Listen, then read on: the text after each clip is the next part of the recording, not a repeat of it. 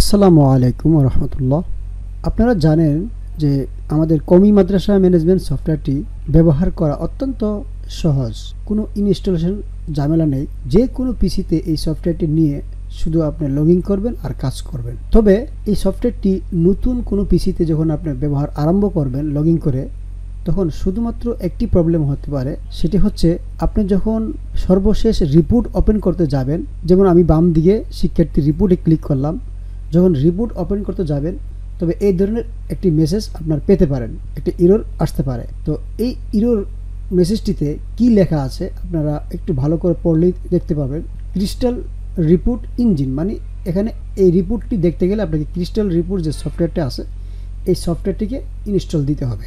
যখন আপনারা এই ধরনের সমস্যায় সম্মুখীন হবেন তখন ক্রিস্টাল রিপোর্টটি আপনারা ডাউনলোড করে ইনস্টল করবেন। এই রিপোর্টের সফটওয়্যারটি আমি এই ভিডিওর ডিসক্রিপশনের মধ্যে লিঙ্ক দিয়ে দেব, আপনারা শুধু ডাউনলোড করবেন, কয়েকটা ক্লিকের মাধ্যমে ইনস্টল করবেন। কিভাবে ডাউনলোড করবেন এবং কিভাবে ইনস্টল করবেন আমি এই ভিডিওতে দেখিয়ে দিচ্ছি। আপনারা যখন আমার এই ভিডিওর ডিসক্রিপশনের লিঙ্কে ক্লিক করবেন তখন এই ধরনের একটি ডাউনলোড অপশন আসবে। সেখান থেকে আপনারা এই ডাউনলোড যে অপশনটা আছে সেখানে ক্লিক করবেন। তারপর যদি এরকম ডাউনলোড এনিওয়ে কথাটা আসে তাহলে সেখানে ক্লিক করবেন। ক্লিক করলেই আপনি এই যে গুগল ক্রোম ব্রাউজারের মধ্যে এই দিকে আসবে, আর আদার্স অন্যান্য যে ব্রাউজার আছে বিভিন্ন দিকে ডাউনলোডটা হবে, আপনি একটু খেয়াল রাখবেন। সেখানে একটি এই যে ওপেন ফোল্ডার, যে শো ইন ফোল্ডার আছে, এখানে ক্লিক করবেন।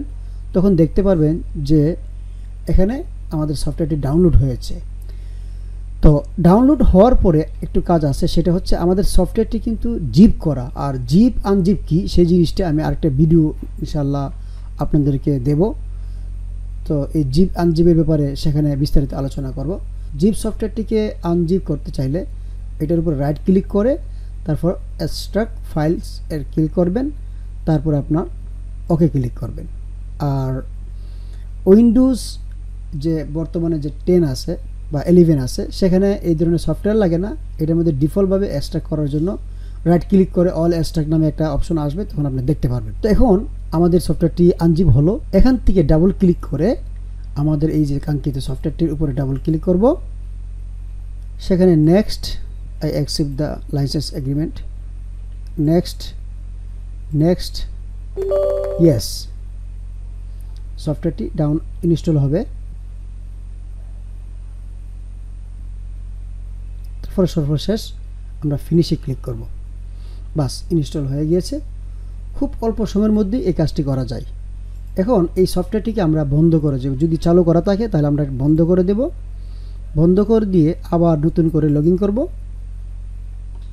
এখন আমাদের কাঙ্ক্ষিত মাদ্রাসার কোড এবং পাসওয়ার্ড দিয়ে আমরা লগ ইন করব। সেখান থেকে আমরা যখন আবার শিক্ষার্থী রিপোর্টে ক্লিক করব তখন কিন্তু আমাদের এই রিপোর্টের অপশন চলে আসছে, ওই এররটা আর দেখা যাবে না।